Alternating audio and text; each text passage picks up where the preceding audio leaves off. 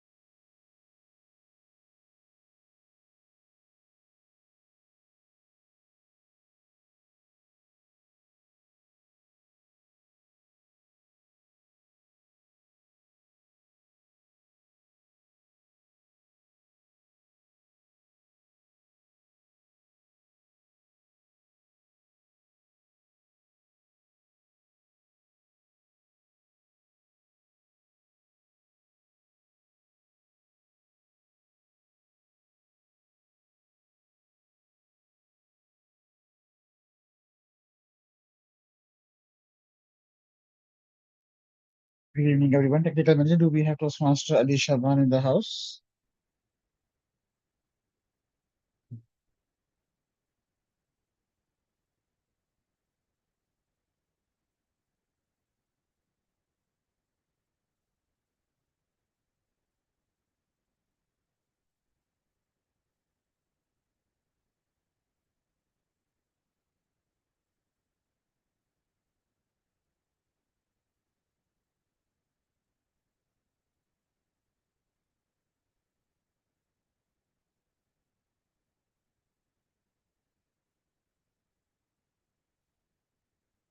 I have messaged him, he is yet to.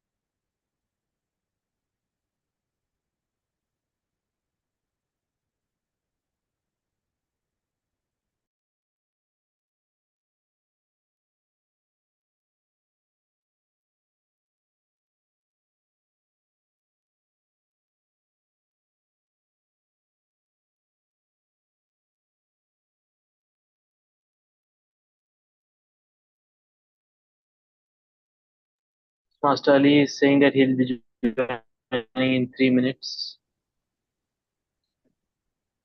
So should we wait? Did you remember you are in mute? Yes, please wait for 2 minutes so that our Arabic audience can also enjoy the session.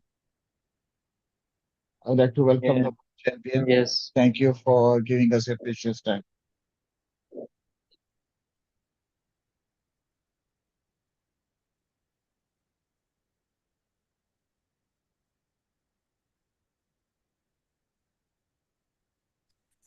Luisa Montalvo is our friend.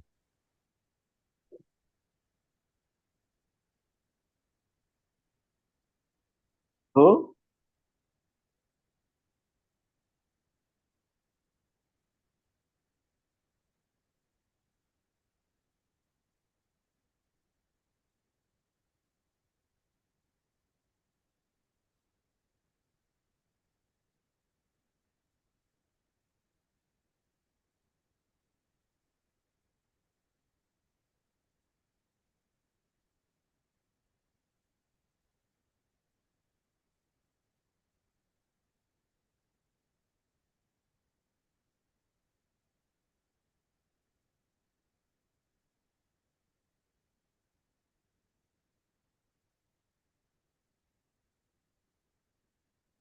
Oh, Toastmaster Luisa is here with the camera.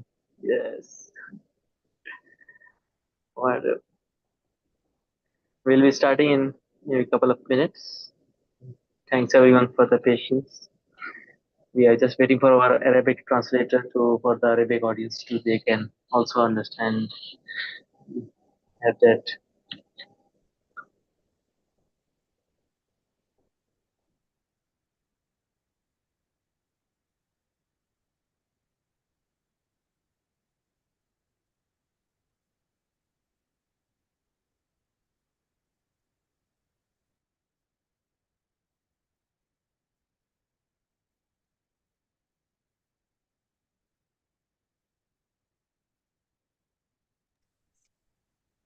No, I don't need translation. I know English very well.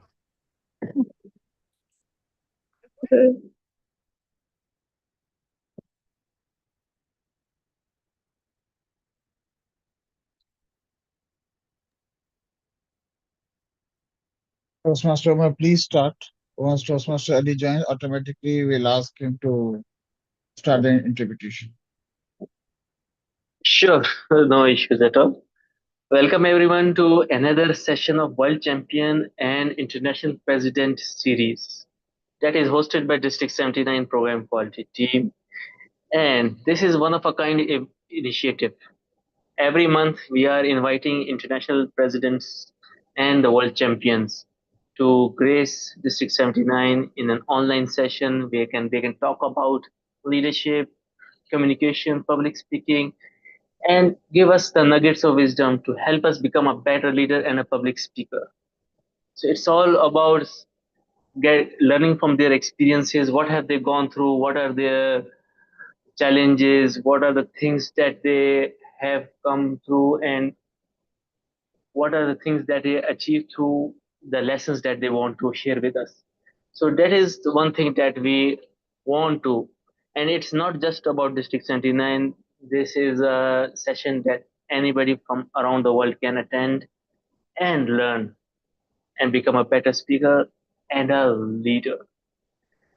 So this session is a special one, and we have our special master of ceremonies as well. Before that, we have been graced with our district director. It's I want to acknowledge them, district director, distinguished Toastmaster Alex Phillips. Great to have you, and also program quality director, distinguished Toastmaster Omar Farooq Malik as well. Great to have you with us. And now I would be introducing our master of ceremonies. She is a young talent of District 79, and in her maybe 2 years in Toastmaster, she has achieved so much. She's the current District 79 Evaluation Champion and also District 79 Table Topics Champion. She is the second runner-up in the last year's international speech contest, and she is our master of ceremonies today. Please help me welcome Toastmaster Hajar Ashraf with a big round of applause. Thank you, DTM Omar. Wow, for that wonderful introduction. It is truly a pleasure and an honor to be your master of ceremonies for today's special session. We are gathered here for a very exciting workshop. Someone who has reached the highest level of achievement in our speaking community. Today's session is not just about learning techniques, in my opinion. I think it's going to be about understanding the journey, the discipline, and creativity behind a winning speech. So before we begin, I would like to share a few quick reminders to help us make the best of our time together. And Firstly, we kindly request everyone to keep their microphones muted throughout the session while our speaker is presenting to ensure a smooth and uninterrupted experience for everyone. Secondly, we have a dedicated question and answer session after the presentation. If you have any questions, please type them in the chat box and I will read them out for our speaker during the question and answer segment. Most importantly, make the best use of this opportunity. Take notes, observe the techniques being shared, and be ready to apply them in your own speaking journey. And now, it is my absolute privilege to introduce our speaker for this evening. Our speaker is a Toastmaster master's. Hajar, Toastmaster Yes. Hajar, before you introduce, we have the interpreter available right now. So, distinguished Toastmaster Ali Okay. Shaban, can you please let the audience know how they can join the Arabic interpretation so that we can start the channel? Toastmaster Ali Shaban.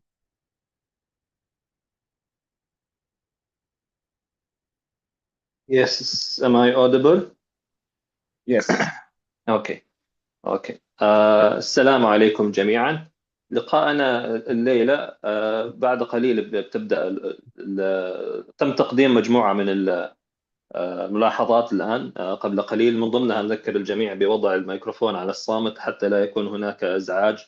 وبالنسبة للأسئلة بإمكانكم وضع الأسئلة في المحادثات أو الشات. وأخيرا نذكر الجميع بأن يستغلوا الفرصة هذه بأفضل شكل بأنهم يسجلوا جميع الملاحظات، وأيضا يسجلوا يلاحظوا التكنيكات اللي بيتم استعراضها لتطبيقها في رحلتهم. ابتداء من هذه النقطة بيتم فتح غرفة خاصة بالترجمة باللغة العربية اللي حاب أنه يسمع بالعربي.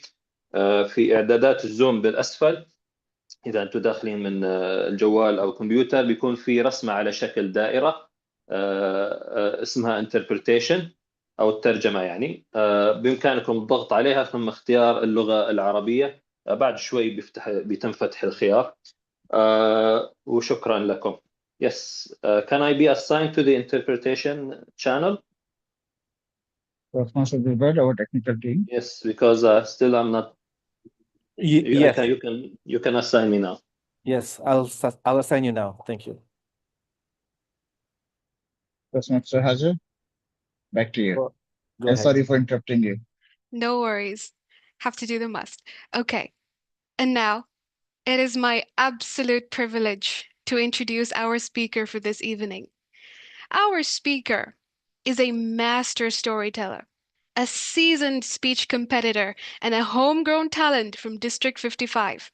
After taking second place on the global stage in 2019, she returned with absolute determination in 2024 to claim the ultimate title, Toastmasters World Champion of Public Speaking. Known for her razor-sharp editing, impeccable comedic timing, and purposeful use of stagecraft, she knows exactly what it takes to transform a raw story into an international award-winning speech. Today, she is turning around to guide the next generation of speakers to success, presenting 18 Steps to a Winning Speech. Please Put your virtual hands together and welcome our 2024 Toastmasters World Champion of Public Speaking, Luisa Montalvo. The stage is yours. Thank you so much. Am I audible? Yes. Excellent. First of all, big thank you to Omar Farouk for being so patient with me, because I'm probably one of the worst people to get back with answers to questions and information. So thank you so much, Omar. I do appreciate your patience. I want you to know that being one of the few world champions of Toastmasters, once you win, there is no handbook that tells you this is what you can expect now that you're a champion. So as soon as I won, I started getting invitations from all over the world, people, districts asking me, can you come and visit our district? I would love to. What do I need to do? We need all this information. Oh, and when you come to the district, do you have different keynotes? You can give us an option so we will be able to decide what keynote we want you to give. Keynotes? Well, yes, like hour-long keynotes. Hour-long keynotes? Oh, I'm on my laptop. Yes, I'm writing some keynotes right now, and I'll send that to you. And then they say, oh, well, when you come and visit, you have a workshop ready to give, right? A workshop? On what? Well, on how to give a speech. Oh, yes, I've got that too. I had no idea that all these different questions were going to be asked from me and expected, like, well, you're the world champion. This is what you should do, correct? Now, some of you might be thinking, well, Luisa, you put together a workshop on how to write a winning speech. What kind of credentials do you have? Now, I know most people tell you how many contests they've won, but I'm here to tell you that I've lost over 44 contests. Listen to that. Lost over 44 contests. So the very first thing that I'm going to talk about on my 18 steps on how to write a winning speech is not even number one. It's before you start to read number one, is you have to ask yourself, why are you doing this? Why are you going to give a speech? Is it for a Pathways project? Is it for work? Is it for Toastmasters International contest? Because whatever that answer is and how serious you are about it, that's going to tell you how much time you're going to actually apply to this project. For myself, it took me 13 years because I knew I wanted to be a world champion. So it took me 13 years to get there. But if the president of your club says, hey, you know what? We need somebody to compete. You're going to compete this year. Maybe you're thinking, I'll throw a speech together. If I win, I win. If I don't, I don't. So you have to ask yourself, why are you writing this speech? Is it for Toastmasters? Is it for your job? The answer will tell you how much time you're going to determine to go ahead and give to this project. So before you even start, ask yourself, how serious are you about this and why are you doing this? I do have the 18 steps in a PDF. So if Omar would like, I can send that to him after. So if you didn't get some notes or you had to get up and go eat something, and I don't blame you, then you can go ahead and say, hey, Omar, can you send me that PDF on the 18 steps? And that way you can just kind of listen and enjoy or write down notes.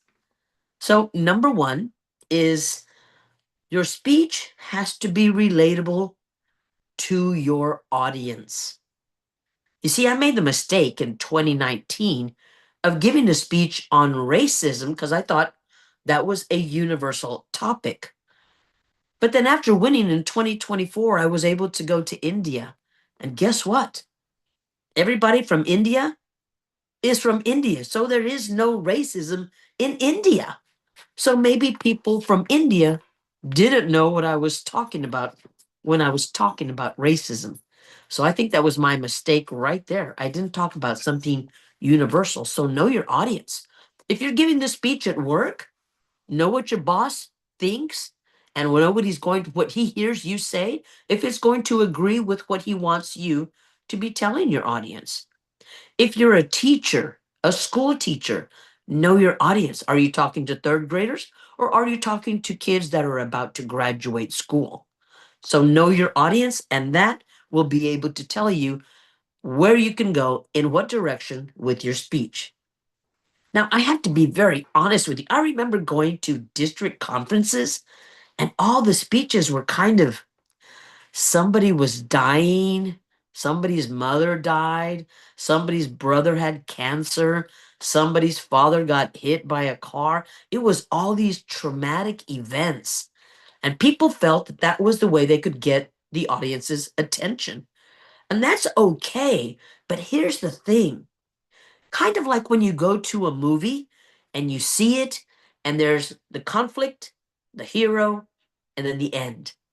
So you present the conflict, there's a hero in it, but in that ending, if you are taking your audience to a low and talking about death or cancer or obstacles, you can tell them about it. Just don't leave your audience on that low point. You have to bring them back up and say, hey, everybody made it. Everything's going to be okay. So when you go to a movie and you watch, and in the ending, they end with somebody that died, you're thinking, well, I really didn't like that movie. Why? Because the movie didn't take you back up. Like I said, you can take your audience on a low. Just remember to bring them back up so you don't leave them, I don't know, sad, I guess. Number 2. Okay, so number 1 was relatable to all your audience. Number 2 is ideas for a speech come from life lessons. You're probably thinking, Luisa, I have a boring life. Nothing exciting has happened to me. Nobody's died. I have a job. I have money. But you know, you can talk about the simplest life lessons. And let me give you an example.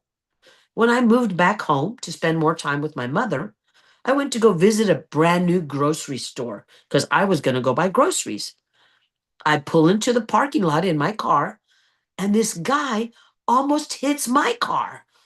I'm like, oh my gosh, what an idiot. Don't these people know how to drive down here? I let it go. I went into the store. I got my stuff. I went home. And then my mom calls me. Oh, Luisa, can you pick up some milk for me? Oh, okay, mom. I go back. And guess what happens when I go back? Pulling into the parking lot again. This lady almost hits me. And I'm like, doesn't anybody know how to drive around here? Oh my gosh, I'm a little upset. I go home, I give my mom her milk, I come home, and then I realize I forgot something. So now I have to go back to the store again. I go back to the store. You know what happened? Somebody almost hit me again. And I said, that's it. I am mad now. I'm going to confront this person. So I get out of my car, and guess what? He's already walking towards me. He says, ma'am. And I said, yes, sir. I said, do you realize you almost hit my car? And he said, ma'am, are you new here? And I said, well, kind of. He says, you know that when you pulled into the parking lot, you were in the wrong lane to turn? I said, oh, so I'm the one making the mistake all this time? I'm the dumb driver? Oh my gosh. I was so embarrassed. So you see, it can be something as easy as you going to the store, but learning a life lesson that sometimes when we think everybody else is wrong, it's because we were wrong. And there's the life lesson. Very easy. It doesn't have to be anything dramatic. It's just a life lesson. When I talked about speaking about racism in 2019, it was the first time I had competed at that level. So I went with a story, which is good. But I've learned that if you're looking to present to a global audience, do you know what all of us share, regardless of where we're from? It's emotions. We've all been angry. We've all been sad. We've all been happy. We've all been mad. So if you go and center your speech around an emotion, everybody in your audience will be able to relate. And that's what you want. You want everybody in your audience able to relate. And excuse me, I have a cold. So number 2 was ideas come from life lessons, ideas for your speeches. Number 2, a personal story relating to the main idea of a speech. Some people like to get up and talk about things they know, which is great. But if you don't give the audience a personal story about what you're talking about, I feel that your speech was just a report because you gave me facts. Okay, that's great. But we as audience members, we want to know, well, how does this apply to you? And maybe it will apply to me also.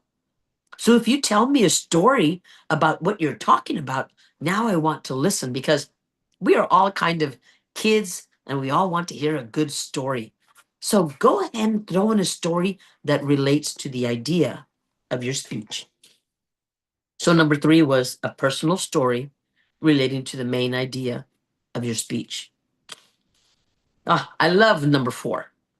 Interject appropriate humor, but not too much. Well, Luisa, what if I want to make my whole speech really funny because I can be really funny? Well, that's okay. But then maybe you need to be competing in the humorous contest, not the international contest. You can add humor. In fact, humor is good. It allows your audience to take a little break from maybe the serious stuff you're talking about. So throw in a joke, throw in something funny that happened to you. Everybody gets to laugh. Their emotions get to catch up. Their brain gets to catch up. Give them a little break. So if you can, interject humor every now and then. That was number 4. Number 5, have your introduction relate to your ending. Well, Luisa, what do you mean by that? When you start a speech, the first thing you say, the first 30 seconds of a speech have to grab your audience. Because if you don't grab your audience in those first 30 seconds, guess what they're doing the rest of your speech? They're on their phone, they're looking at what they're going to eat later today. Oh my gosh, I have to call my mom back. Why? Because in those first 30 seconds, you're having opening, so then they want to listen to you. And there's a lot of things you can do to get them to want to listen to you before you've even spoken. One example is a title. In 2024, my title was 37 Strangers. And I bet some people in the audience went, how can you have 37 strangers? What is she talking about? Well, see, now I've got you interested because now you're thinking, well, I want to hear how do you get 37 strangers? I already have the audience wanting to listen to me, and I haven't even said a single word. So, if anything, have your intro relate to your ending. And that way, not only does that help you get the audience's attention, at the very end of your speech, 2024, I started my speech with clear, and I ended my speech with the same word, but a different meaning. I looked at the audience and I said, clear? Like, are we clear? And what did that do? That told my audience, oh, that's the ending. We can clap.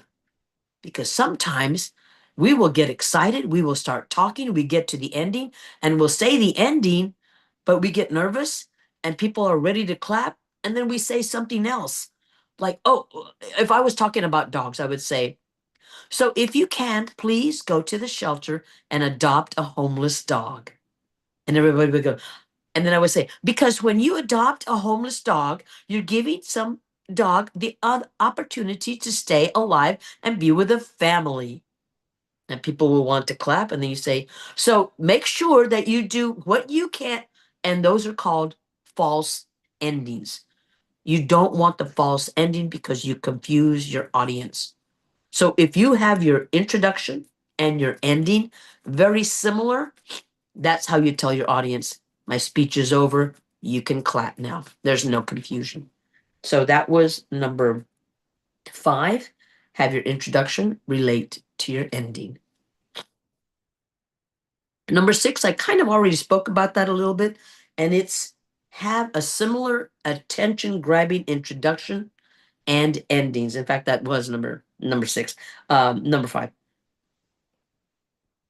A lot of people, when they want to compete at the international club contest level, they will go and watch past winners, and that's okay. But here's the mistake they're making. They are trying to copy or imitate the past winners. Guess what? We've already seen it.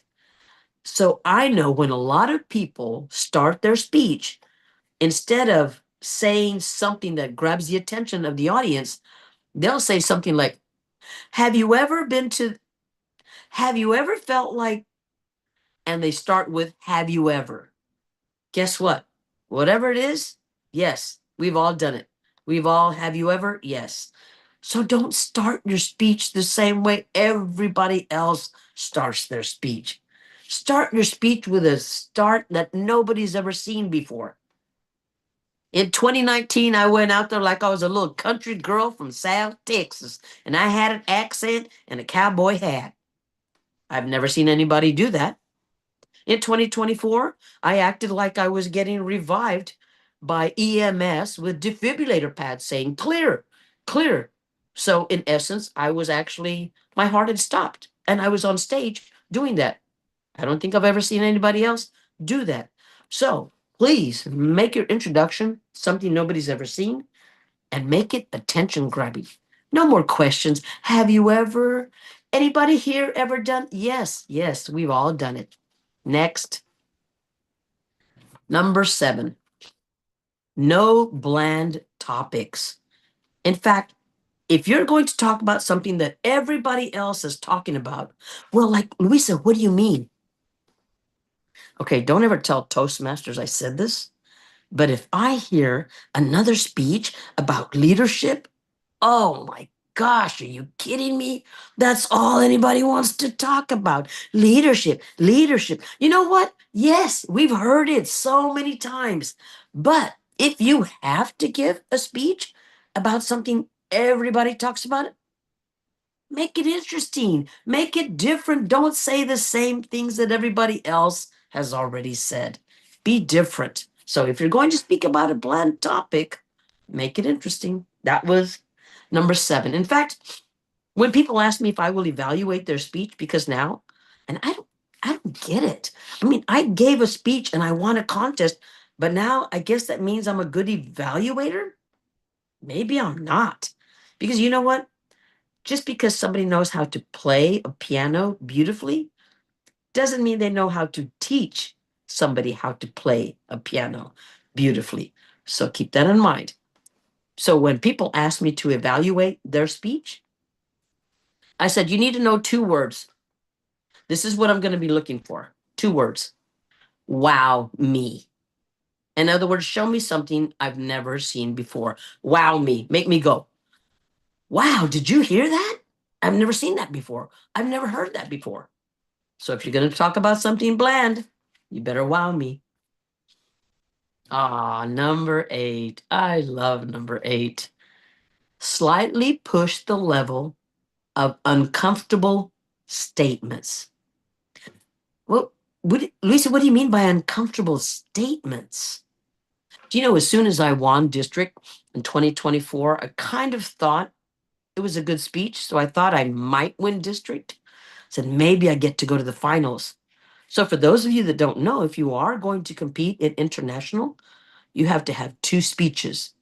The one that has gotten you all the way up to semifinals. And if you win at semifinals and are lucky to go on and be one of the top 8, guess what? Has to be a different speech. You can't just win a contest on one good speech. You have to have 2. And back, I'd say maybe 30 years ago, you had to have 3 good speeches. So that was difficult to win back then. Whew, I'm so glad I only had to have 2. But the thing is, with that one, just knowing that, did you know or do you realize if you stop and think about it, the best speeches aren't the speeches you hear on the final stage. The best speeches were at the semifinals. Why? Because you're going to use your best speech at the semifinals to try to win a spot on the finals stage. So when you get to the finals, you're using your second best speech. You already used your best speech to get to the finals. But with that, slightly push the level of uncomfortable statements. I remember practicing my finals speech, and I talked about the speech that you see on YouTube now, the one that actually won. And I used the word God. And everybody went, no, Luisa, no, don't say God. You're going to offend everybody. And that's why I say, I was talking to my God. Oh, and I say my God because I don't want to offend some of you. I want to offend all of you. What did I do there? One, I made a joke. Two, I let them know, look, I'm talking about my God, not your God, my God. So that made it okay. Not only did I say God in my speech, I said it 8 times. I used the word God 8 times. So that's kind of making the audience a little uncomfortable, but they're like, well, okay, we understand. So that's fine, because if you don't make your audience just a little uncomfortable, your audience doesn't grow. So when you present something, making them a little uncomfortable, you're having your audience, you're giving them the opportunity to grow in the way they think. So, number 8, slightly push the level of uncomfortable statements. Number 9, the theory of 3. Oh my gosh. This is so powerful, and I'll tell you why. You see, when you hear somebody say something in a speech, you're like, okay. And then maybe they'll repeat it again. And then your brain says, wait, I think she already said that. But the third time you say something, this is giving your brain, oh, this is a pattern. This is a sequence. I've heard this before. She wants me to remember this, or the speaker wants me to remember this. So if you use the power of 3, that helps your audience remember what you want them to remember. Let me give you an example. In 2024, my semifinal speech was about me not wanting to listen to anybody else anymore tell me something I could not do. So the power of 3, I said, you know what? 2 years ago, my doctor said that I would never walk and I would never leave my wheelchair. So I stood up out of my wheelchair. I pushed the chair aside. I took 3 steps and I said, really? Watch me. That was number 1. Then I said, my adversaries think I can't shatter glass ceilings. Really? Watch me. That was number 2. The third one, oh, my best friend tells me I can't cook. Really? No, she's right. I can't cook. That was number 3. So when I said those 3 things, I'm putting it into my audience's mind that I'm not listening to what people are telling me I can't do. So by choosing the power of 3, the theory of 3, you're sending home your message to your audience. Number 10, also very important, a call to action for the audience. Well, Luisa, what is a call to action? I don't understand. Why are you giving your speech?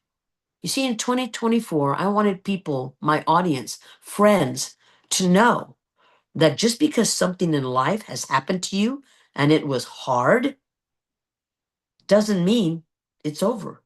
The thing is, I wanted the audience to know, look, you can reset that button. You can start all over. You don't have to stay stuck. That's your call to action. Why are you giving the speech?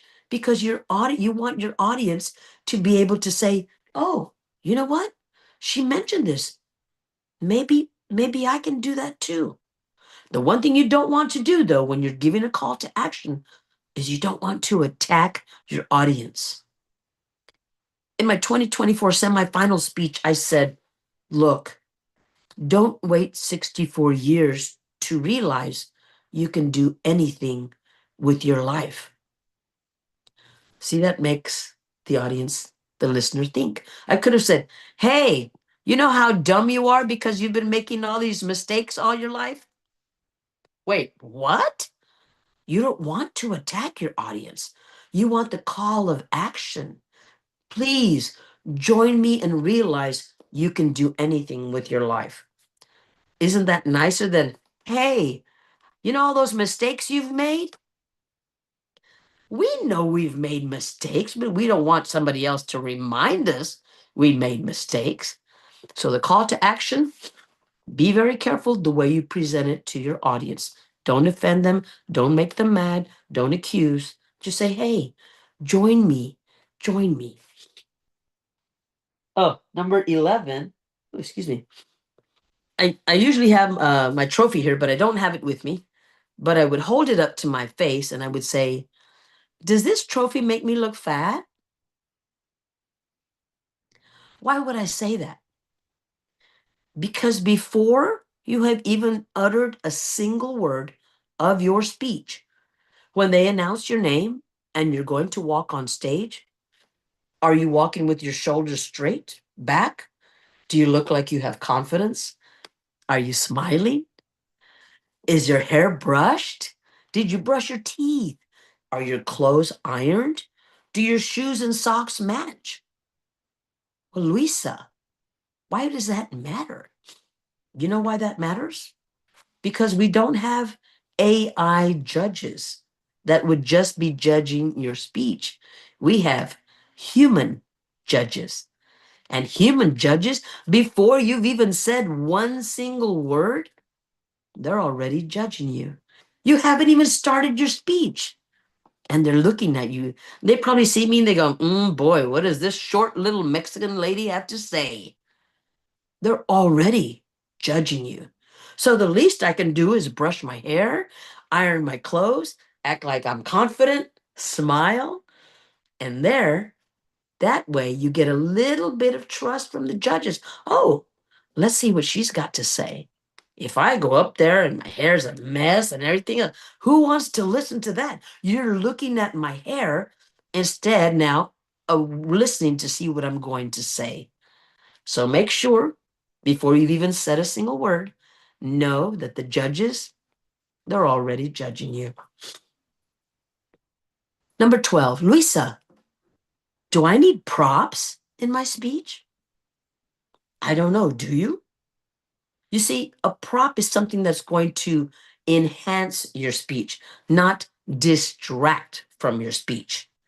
Now, the mistake I made in 2019, I know there are some people out there that have OCD or ADHD, and I took my props and what did I do? I threw them on the stage and left them there. Now, people are distracted. Oh my gosh, when is she going to pick up her prop? Is she going to leave it there the whole time? She should pick up the prop. So now, instead of them listening to your speech, they're worried about what your props are doing. So my suggestion is if you're going to use props, hide them until you need to use them in the speech. And once you're finished with your props, hide them back so they are not a distraction. Props are supposed to help your speech, not distract your audience from your speech. Number 13, this is super easy. So you've got the speech, you've got it written, you've gone on an emotion, you're going with love or whatever emotion you want to go on. What do I do now? I'm going to go and present it to my club. And then what? Well, they all liked it. No, no, no. You want to present to clubs all over the world because that way you get perspectives of different people, different areas, different countries.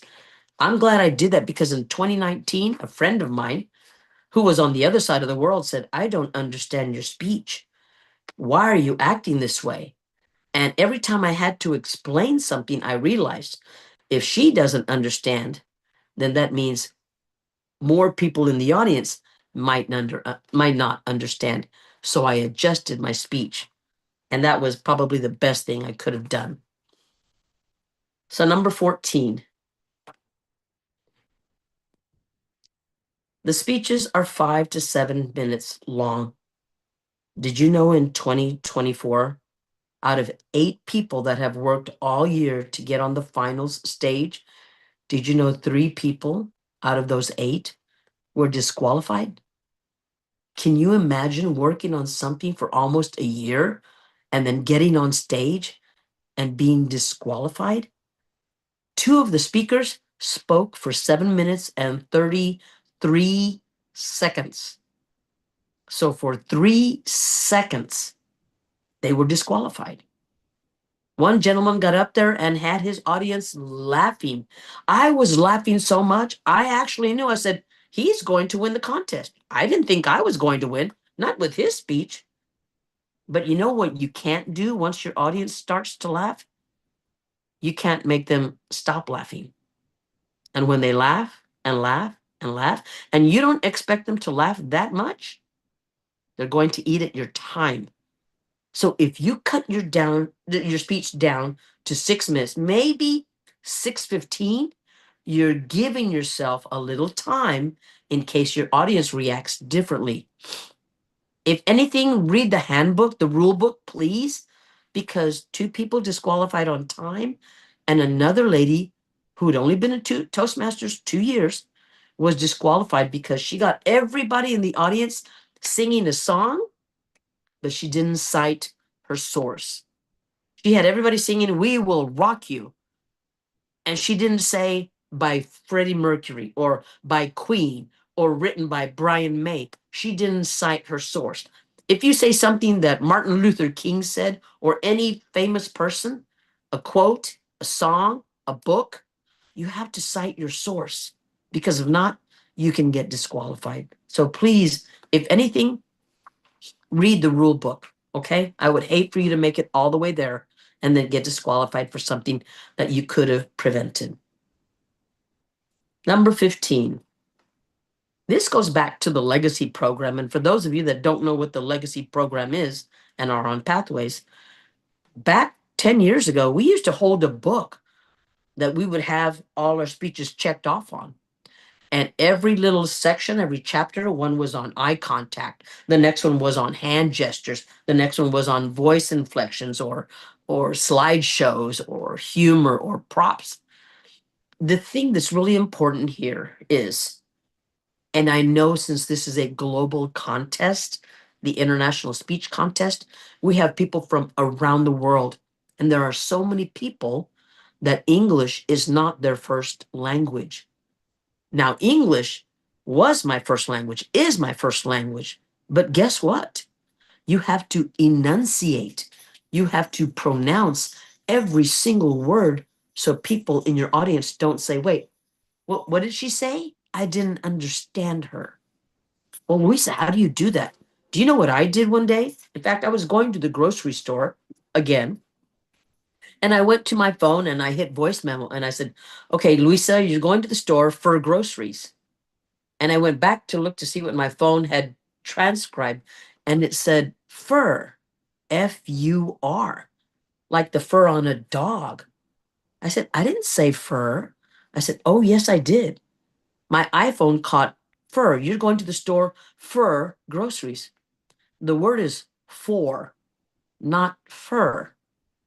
So that right there told me I needed to enunciate and pronounce my words properly and correctly. If you go back, I had to practice at this because, and you know what? I'm going to be real honest with you.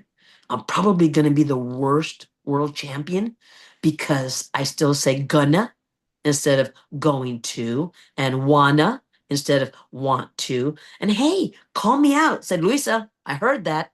Let me know because I am always trying to get better. But I'm just letting you know I'll probably be the worst world champion. And you know what? I know you're judging me. It's okay. You know why I know you're judging me? Because I judge everybody too. So don't worry. Let me know when I make a mistake, okay?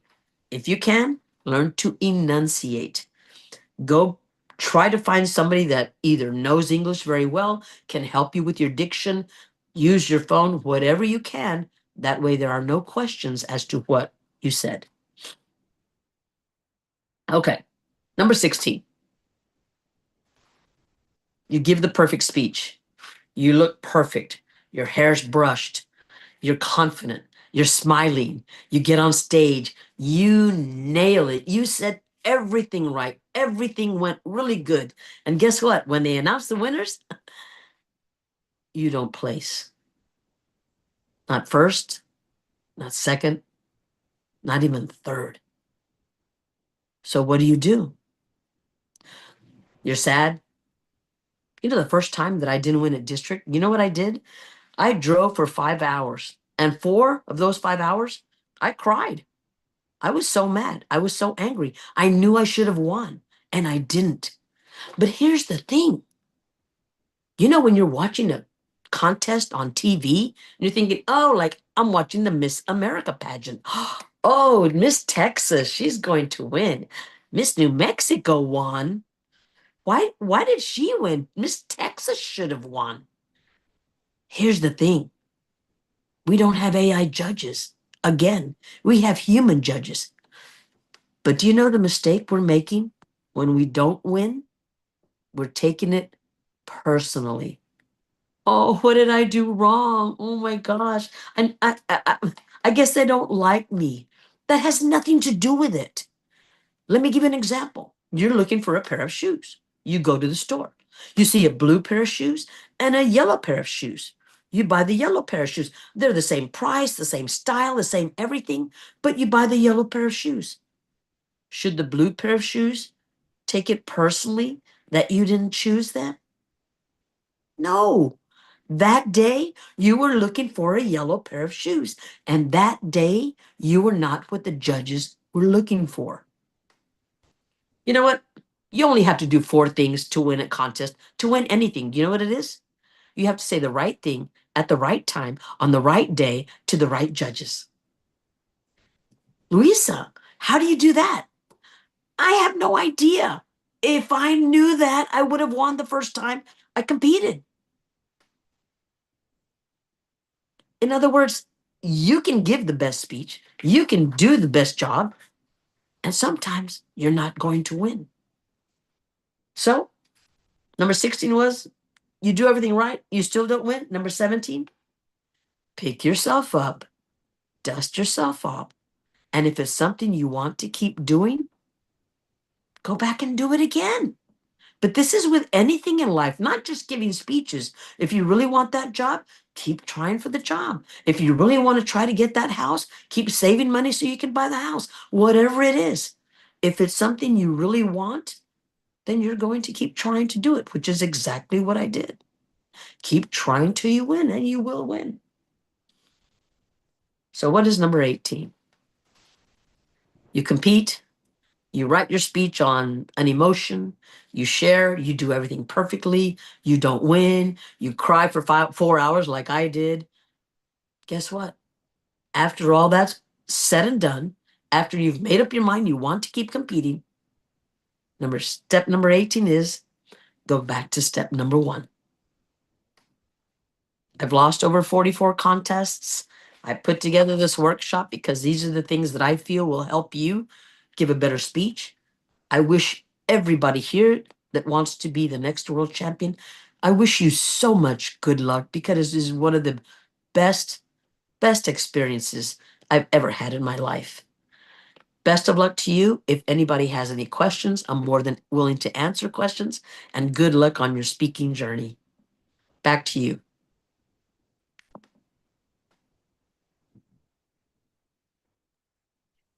Thank you. Thank you so, so much, Louisa, for that incredible session. Your insights into crafting a winning speech have given us so much to reflect and apply. We will now move on to our question and answer segment. If any of you have any questions, please feel free to type them in the chat box and I will read them out for our speaker today. And I believe we do have some questions. Can we begin? Fantastic. Looks like we have 2 questions from Toastmaster Larry. Question 1. Wow, this is long.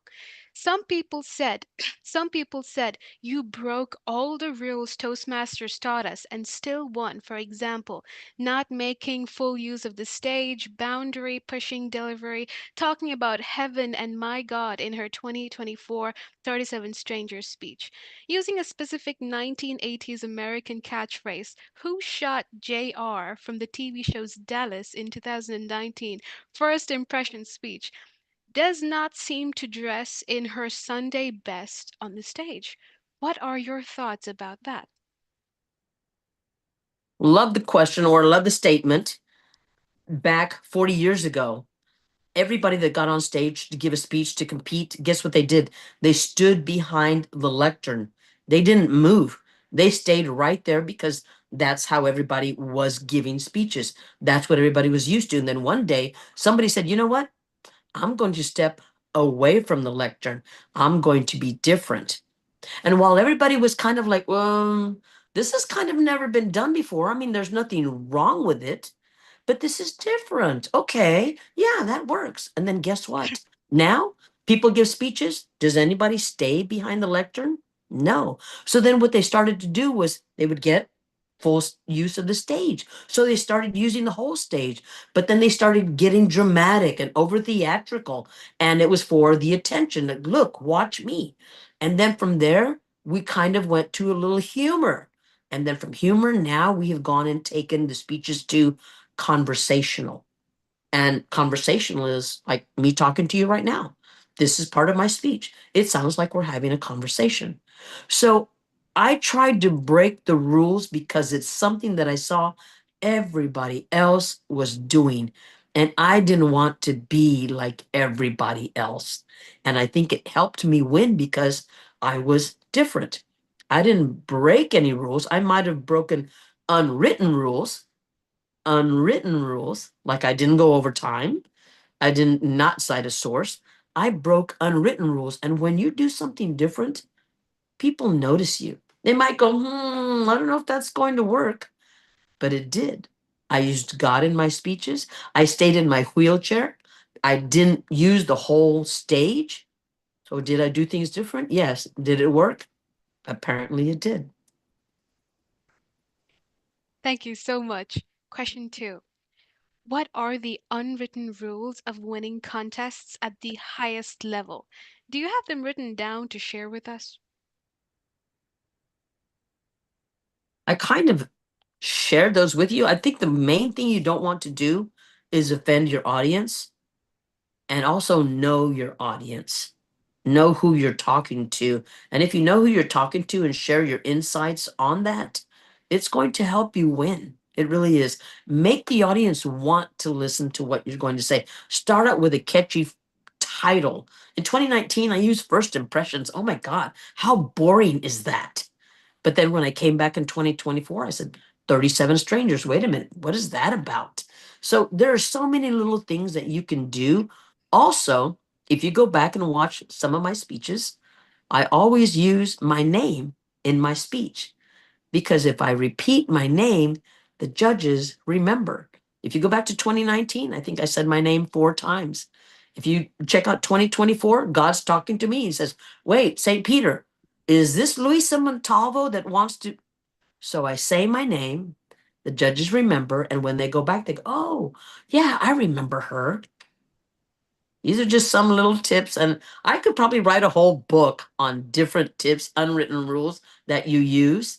But yes, always attack yourself, never attack your audience. You can use self-deprecating humor that way the audience understands where you're coming from. I would think the main thing is don't attack your audience, and number two, know your audience. Those are probably the two most important ones. But yeah, maybe I need to write another book. That's great. Yeah. Great. Here's another question from DTM Abdul Fattah. We all agree that we should not memorize a speech. Instead, we internalize it. However, the closing and takeaway of 4 to 5 lines is so well crafted word by word. Do you advise that we should memorize that? I advise you to memorize the whole thing, but in memorizing your whole speech. That way you don't go over time, you don't get distracted and go on up a different tangent. But how do you memorize a whole speech? Is there a favorite song of yours that you know every single word to? And when you play it on the radio, you know all the words to it? Why is it that when we sing happy birthday, we all sing it the same way? Because we've heard it the same way over and over and over. So what I do when I get my speech, I've got it written, I'll go over it once or twice, and then I said, okay, yes, that's the way I want it to sound. I go to voice memo and I record my speech the way I want it to sound. And then I never look at the physical speech again. I just play that audio over and over and over. So the same way that I said my speech 2 years ago, I'll say it the same way now because it's like a song in your mind. That to me is the easiest way to memorize something. And when you do it the first time or the second time that you've said it, it sounds fresh. And that's how your memory remembers it. And that's how your memory gives the speech. So it sounds fresh. It sounds like the first time you've given the speech. That's my suggestion. Other people might have different ways to do it. That's how I do it. Hope that helped. Fantastic. Fantastic. We have another question. You participated in so many speech contests. Did you always create new speeches every year? Or you had a superstar speech that you repeated with modifications? How about both? I went and usually wrote a brand new speech, but in 2019, when I actually made it to the finals and I didn't think I would, I had already prepared a different speech. I was going to talk about my mother and my grandmother and their sacrifices that they did so that I could have a good life. And I thought, no, that's too depressing. So, what you see in 2019, I rewrote that speech the night before the contest. I went and made a different beginning and a different ending.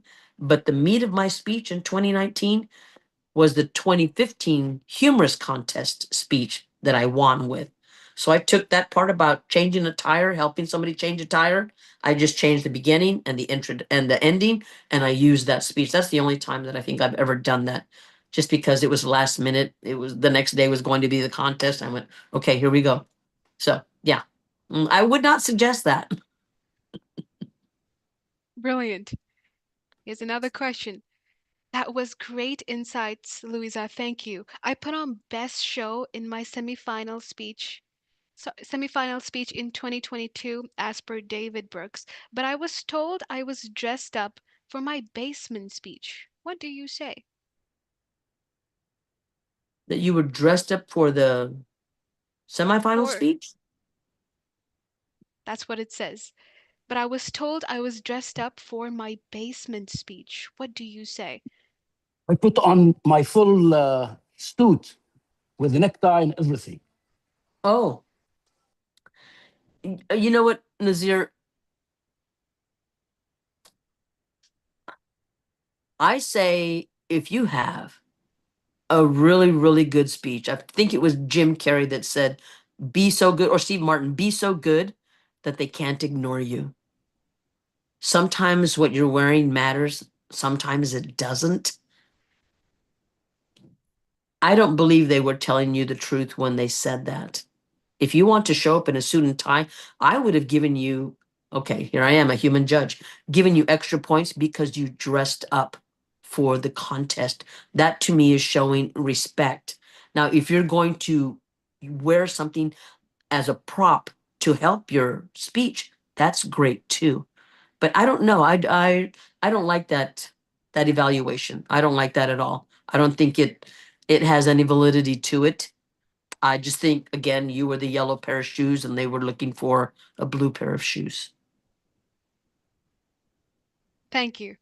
Here's another question. Hello, I am Gavilia Iyad, 14 years old. How can I know my audience in a contest if I am not familiar? Because I was shocked in my first contest since I saw many people that I wasn't familiar with and I don't know anything about them. How do you know your audience? One, did you know where the contest was going to be held? Was it other 13-year-olds that were going to be listening to your speech? Was it going to be adults? Was it in a time where was it around December? Was it around Christmas time where everybody knows what Christmas is? Maybe a lot of people don't practice Christmas. Know as much as you can about the local area where your contest or speech is going to be given. And if you don't have that opportunity, then speak about what you know best, which is speaking about yourself. You see, everybody's been 14 years old before. So that's something that you can count on. So you can share everything you're going through when you're 14, and everybody in your audience is going to know what you're talking about. So either go something that everybody would know about, but if you want to make it better, find out who your audience is going to be. Beautifully said. And here's the last question. If I had a 1 year runway to prepare for the 2027 contest season from scratch, what is the single most important storytelling or delivery exercise you would suggest me to do every week?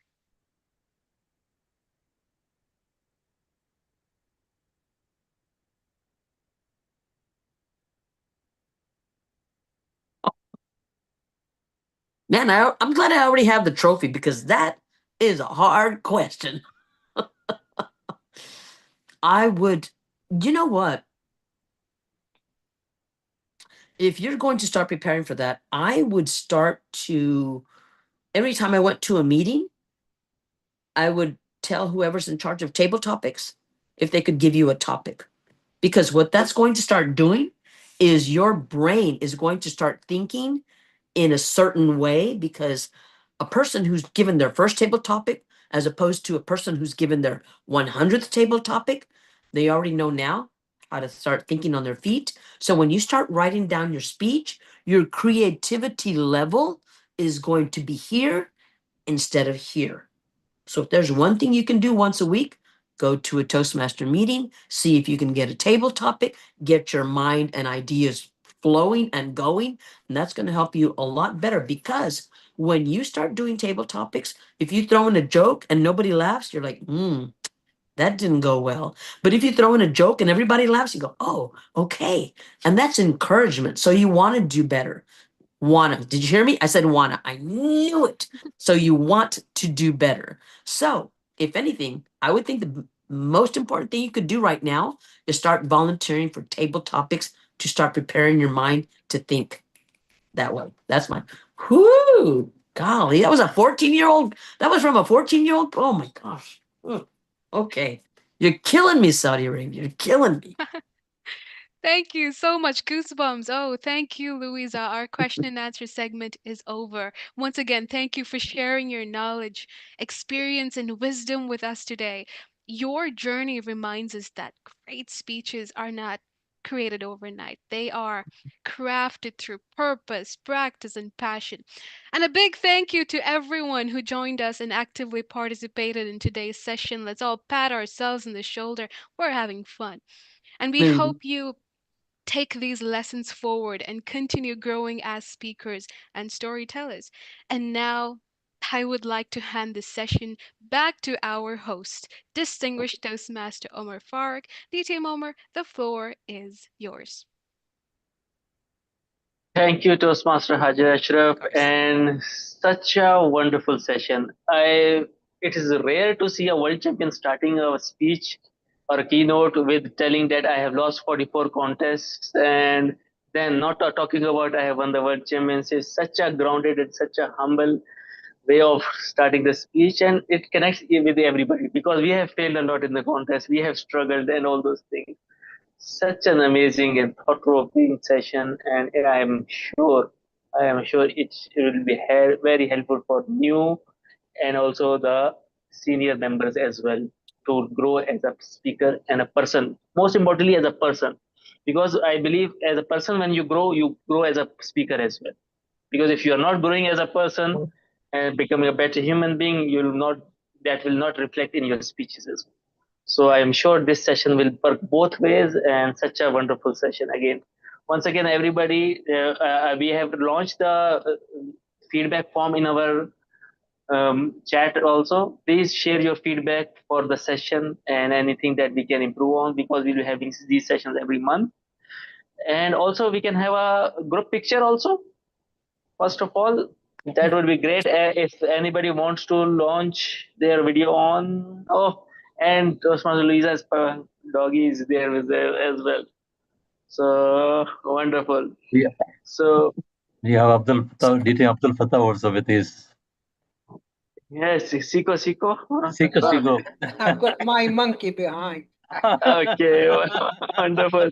Please, if possible, everybody open the videos for the picture, and that would be great. First of all, let's take the session. Wonderful. Toastmaster Gilbert, Jeffrey, are you there?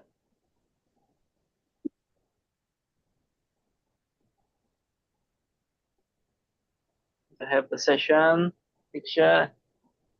Keep smiling. Wonderful. I think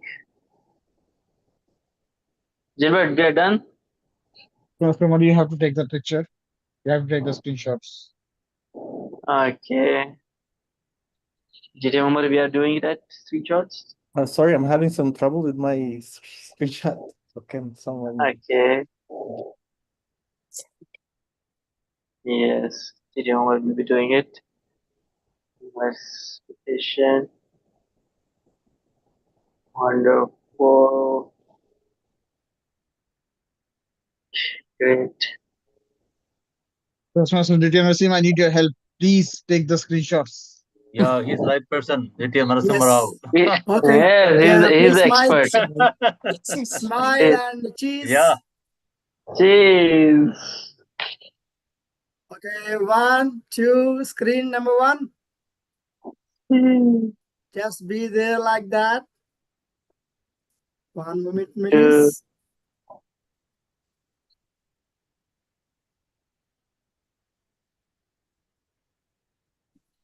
Okay, screen number 2.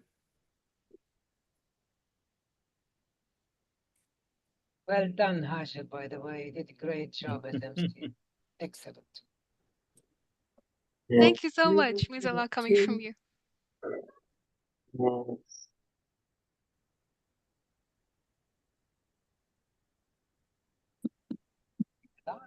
I cannot smile anymore. Now screen number 3.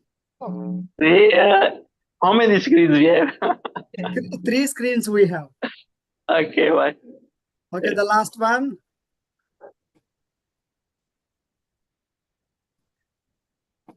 Okay. Thank you. 30 seconds more. Thank you so much. Wonderful. I would Thanks a like lot, DT now. Narasimha. I would like to appreciate my team as well. First of all, I would like to give the certificate of appreciation to Toastmaster Luisa Montalvo for gracing our session and taking out time. It was great to have you with us, and from our side, our certificate of appreciation for you. I'll be sharing with you separately as well on the WhatsApp as well. Wonderful. Next up, our master of ceremony. Such an amazing job done by Toastmaster Hajar Ashraf. Great session. Great Thank way you. of emceeing, great energy, wonderful. Toastmaster Hajar Ashraf, wonderful. And next, our Arabic interpreter. I know it can be a challenging job to do it, but he has done it. Toastmaster Ali Shaban, distinguished Toastmaster. Great job done. Thanks for supporting this initiative. We look forward to seeing you in our next as well. So with this, I'd like to conclude to distinguished Toastmaster Umar Farooq, our program coordinator. Do you have anything to add or anything? Thanks a lot. Just again, Toastmaster Luisa, it was a pleasure having you over here. And we can't wait to have you more often with us here at District 17. Maybe you never know, we can have you in person too very soon. Yes. And also Yes.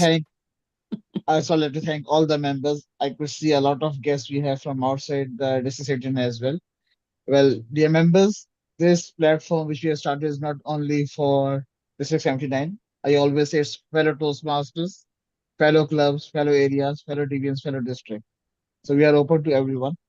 We are on the YouTube. So if anyone has missed the initial presentation, they can go onto the YouTube and they can watch it again. We also have the email addresses of all the members who have registered. Once we get the notes from the world champion, we'll forward to everyone who have joined this session. And since our CGD is not here, he just arrived. So with the permission of DTM Alex, can I just, or DTM Alex, you want to say about the last 24 hours? Thank you, DTM. Luisa, it was a pleasure listening to your speech in person in 2024, and we had the opportunity to meet together also. Thank you. in Yes, yes, 2024. yes. It was a great session, and we learned a lot from you. And I'm sure that we have our leaders sitting in hiding and there, and they will be able to come up with your advices and become a world champion of public speaking one day. We look forward champions from District 79. Very and good. we have been waiting for it since 2015. Inshallah. yes, Inshallah. yes. Inshallah. DTM Louisa, was telling luck, us are you good in the going luck. last to few be weeks. in Vancouver or not? Yes. No, unfortunately, because I am still using my wheelchair, I found out Okay. the convention is going to be in a different location. It doesn't have a hotel connected with it, so you have to Okay. find a hotel. So I will not be able to make it to Vancouver because it would be hard for me to get around. But hopefully in Okay. Paris, I Let's should be meet in running Paris then. marathons. Let's meet in Paris, huh? Yes, yes. Mais vous We devez will meet. parler, vous devez With parler le this, leaders, français. I'd like to thank you all for coming over here. It was a pleasure. We have the international president coming up in a week time. So stay tuned with us. The series is still going on. We have the participation on 15th of August. So a lot of things are coming up for you, and we are looking forward to see you all. With this, back to you, distinguished Toastmaster Omar. You can adjourn. Yes. Thanks everyone once again for gracing, and we look forward to seeing you on 22 August. We'll be having our past international president Dr. John Law. He's the first Malaysian to become the international president, and the doctor, like PhD holder, and such a wonderful person. He will be talking about fostering leadership on 22nd of August. So stay tuned. We'll be having some wonderful session coming. With this, I'd like to adjourn our meeting session officially. Thank you. Thank you very much. Thank you. Thank Thank you, you all. everyone. Thank you, Take everyone, for care. Bye tuning bye. in. Thank you so much. I have Bye-bye. another meeting to go to, so I have to say Sure. goodbye. If not, Okay. I would Bye. stay and chit chat. Okay. Yeah. Thank you so Take much, care, and everyone. I will go ahead and send the PDF Yes. for the Sure, presentation. please. So if anybody wants that, you can get that. Okay. Definitely. Again, Definitely. Okay. thank you Take so care. much. Okay. We'll Thank see you. you. Thank you. Thank you so Bye. Thank much. you. Bye-bye. Bye. Bye bye. Ciao. Toastmaster Gilbert, thank Hakuna you Matata. for, you can stop the recording. Toastmaster, Yes. distinguished Toastmaster Ali Shaban, excellent job. Toastmaster Gilbert, superb. Toastmaster Umar and Toastmaster, she just left. Hajar, excellent. See you inshallah very soon. We can See you. close the meeting. We can close Thanks, the meeting. everyone. Thank you Ending the very meeting. much. Thank you. Thank you, Bye. Thank you, everyone. DTN Thank you. Narasimha, for the Thank you, pictures. guys. Thank you. 667. Thank you. Thank you. Ending in 5, 5, Bye-bye. 4, 3, Oh, 2. 2.1.